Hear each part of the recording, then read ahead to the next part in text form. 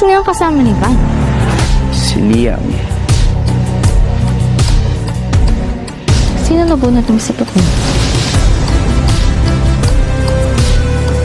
Anonymous.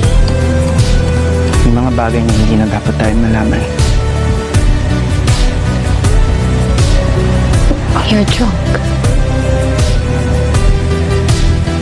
Ano naman kung lasing ako?